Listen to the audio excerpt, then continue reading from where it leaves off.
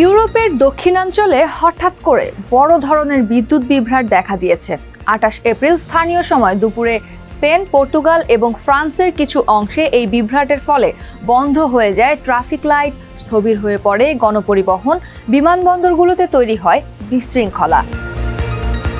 সংবাদ মাধ্যম আল জাজিরার মতে, ঘটনার পর ইউরোপীয় কাউন্সিলের প্রেসিডেন্ট এবং সাবেক পর্তুগিজ প্রধানমন্ত্রী আন্তোনিও কস্তা জানান, বিদ্যুৎ বিভ্রাটের কারণ খুঁজে বের করতে দুই দেশের গ্রিড অপারেটররা কাজ করছে। তিনি বলেন, এখন পর্যন্ত এর পেছনে কোনো সাইবার হামলার প্রমাণ পাওয়া যায়নি। এখন যে কোনো ব্র্যান্ডের পুরাতন এসি বদলে নতুন ওয়ালটন এসিতে উপভোগ করুন 25% ছাড়।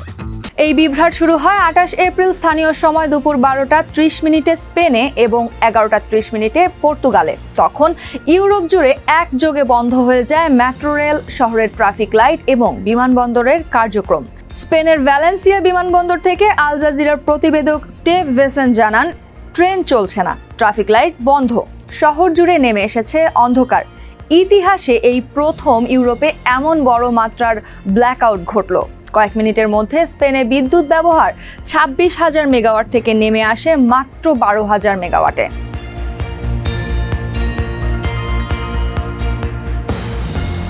এই বিদ্যুৎ বিভ্রাটের ফলে সবচেয়ে বেশি ক্ষতিগ্রস্ত হয়েছে স্পেন ও পর্তুগাল। স্পেনের মাদ্রিদ, বার্সেলোনা, সেভিয়া, আলিকান্তে, মুরসিয়া, ভারাগোসা, গালিসিয়া ও আভিলার মতো বড় শহরগুলোতে বিদ্যুৎহীন অবস্থার খবর পাওয়া গেছে। তবে কানারি ও বালিয়ারিক দ্বীপপুঞ্জ এই বিভ্রাটের বাইরে ছিল। দক্ষিণ ফ্রান্সের কিছু অংশে সাময়িক বিভ্রাট দেখা দিলেও সেখানে দ্রুত বিদ্যুৎ সরবরাহ ফিরে আসে। এছাড়া ফ্রান্সের সঙ্গে ইন্টারনেট সংযোগ থাকার কারণে মরক্কোর কিছু অংশে ইন্টারনেট সেবা ক্ষণিকের জন্য বিঘ্নিত হয়।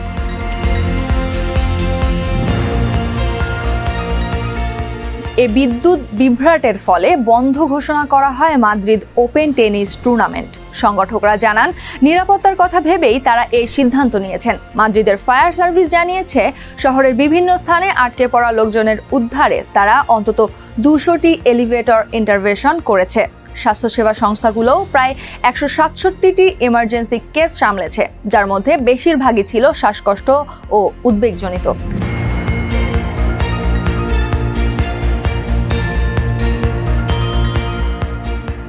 পর্তুগালের প্রধানমন্ত্রী লুইস মন্টেনেগ্রো জানিয়েছেন, বিভ্রাটের উৎপত্তি স্পেনে।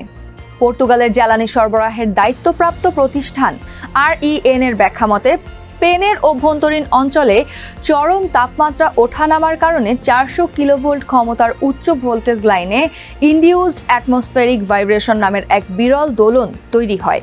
এই ভাইব্রেশন বা দোলনের কারণে ইউরোপের আন্তঃসংযুক্ত বিদ্যুৎ ব্যবস্থার মধ্যে সিনক্রোনাইজেশন ব্যর্থতা ঘটে।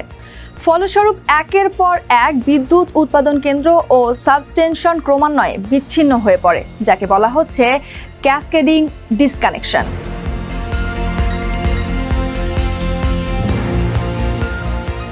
বিদ্যুৎ খাতে দীর্ঘদিন কাজ করা বিশেষজ্ঞরা জানাচ্ছেন, এমন আবহাওয়াজনিত তাপমাত্রা ভিন্নতার কারণে গ্রিডের সংকট তৈরি হওয়ার আশঙ্কা আগে থেকেই পরিচিত। বিদ্যুৎ সফটওয়্যার প্রতিষ্ঠান নিয়ারা এর ব্যবস্থাপনা পরিচালক টাকো এনগেলার বলেন, তাপমাত্রার ওঠানামার ফলে বৈদ্যুতিক কন্ডাক্টর গঠন ও বৈশিষ্ট্য সামান্য বদলে যায়।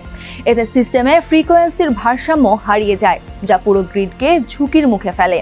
ব্রাসেলস ভিত্তিক গবেষণা সংস্থা ব্রুগেলের জ্যেষ্ঠ গবেষক জর্জ জাকমান বলেছেন, গ্রিডের ফ্রিকোয়েন্সি যখন ইউরোপীয় মান 50 হার্জের নিচে নেমে যায়, তখন একে একে বিদ্যুৎ কেন্দ্রগুলো বিচ্ছিন্ন হয়ে যেতে থাকে। ফ্রান্সের একটি প্ল্যান্টও এই ঘটনার অংশ।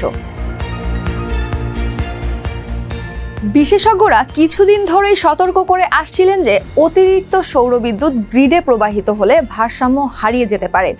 বেলজিয়াম, স্পেনের মতো দেশে অতিরিক্ত সৌরবিদ্যুৎ উৎপাদনের কারণে এর আগেও বিদ্যুতের দাম নেতিবাচক হয়েছে, যদিও তখন বিদ্যুৎ বিভ্রাট ঘটেনি।